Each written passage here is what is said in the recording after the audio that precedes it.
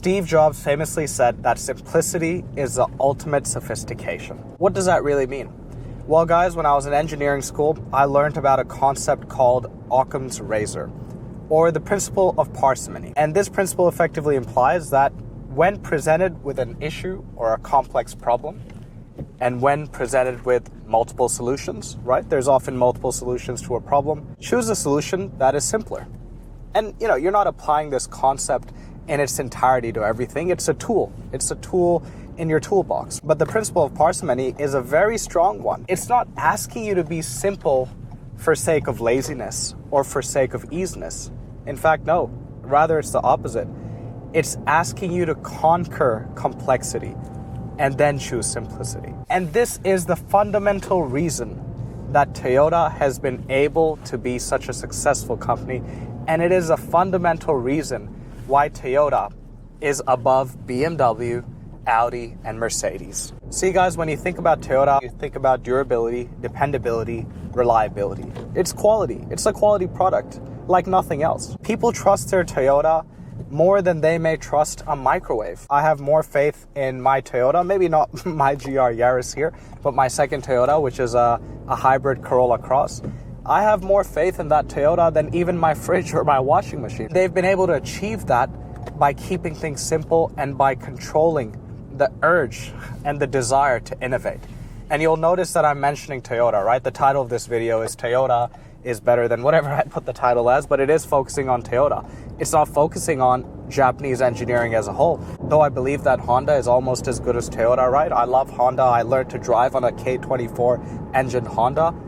And one of my favorite cars is a Civic Type R, and in fact the NSX and the S2000. So I'm a huge Honda fan. But within the confines of this video, it's really Toyota's engineering which comes out on top. And there are indeed other Japanese manufacturers which I don't think are really good. Subaru being a prime example. Now, I know a lot of people enjoy Subarus, but statistically, guys, and anecdotally, with friends that I know who have owned Subarus, not good. I don't want to blame just Subaru, the company. I think the tools they're working with are quite difficult in the sense of having a boxer motor layout, right? Look at Porsche. It took Porsche a long time to master the flat engine. Intrinsically, it's a more complicated engine, more parts. Intrinsically, it's more problematic. Porsche was bore scoring for a long time. Just in recent history, their engines have stopped doing that. Regardless, guys, Toyota comes out on top, and Toyota has resisted the urge to innovate like no one else. And what they've done instead is stick to really simple and basic solutions for their customers. During COVID and afterwards, when you had everyone making electric vehicles, Toyota came out and said, we put our faith in hybrids. EV narrative was so strong that even Toyota had to go and create the BZ4X, which I've been in. It's a wonderful car, I think, but not a successful vehicle for them because EVs are just not that good, especially Toyota EVs, but generally they're not as good yet. The technology is not quite there. And Toyota was backing their hybrid technology, something that they've been working on for decades, and they've been using the same formula. It's in its 5th revision now. It is so simple and it is so effective that other brands and other manufacturers said, you know what, we're just going to pay Toyota and borrow theirs. And that's what they've done. That's what a lot of the industry leaders have done. They're working with Toyota, Mazda, a lot of them. They're borrowing their hybrid tech from Toyota. And it's the same with Toyota gearboxes, the 6-speed transmission, the automatic.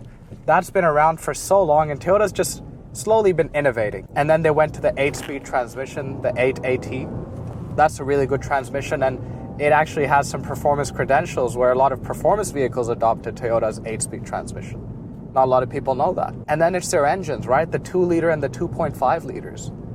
It's just been a similar formula. And a lot of these engines, they borrow from engines of past.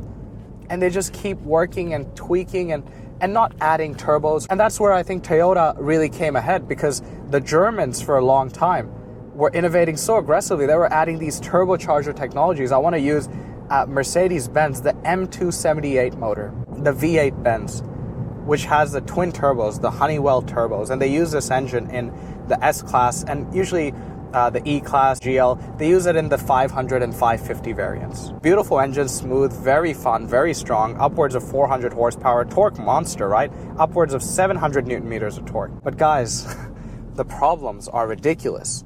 I mean, you've got camshaft issues, you've got cam adjusters, you've got water pumps failing. The entire cooling system is made out of plastic for performance and efficiency. Coolant bleed lines failing, timing chain tensioners, timing covers, seals leaking so bad that oil and coolant mix together and send your rods and pistons to the moon. They're orbiting the moon right now, guys. Very costly.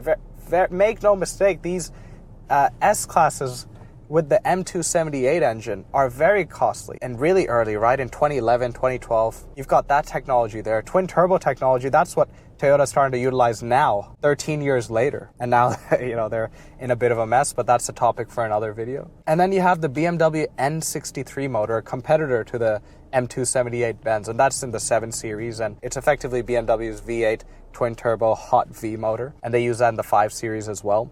And that's an other engine, guys, that you have to avoid. Hot V is when you pack your hot twin turbochargers in the valley of the engine, right in the middle. And then BMW, being BMW, can't help themselves. They pack a bunch of plastic in there. And all the lawsuits, guys, they never got over the hump of complexity. They just stick with complicated. There's an example from Porsche. It's really funny. In Porsche's wheel wells, they have these sensors that can detect water and rain, and then it can change the characteristics of the car.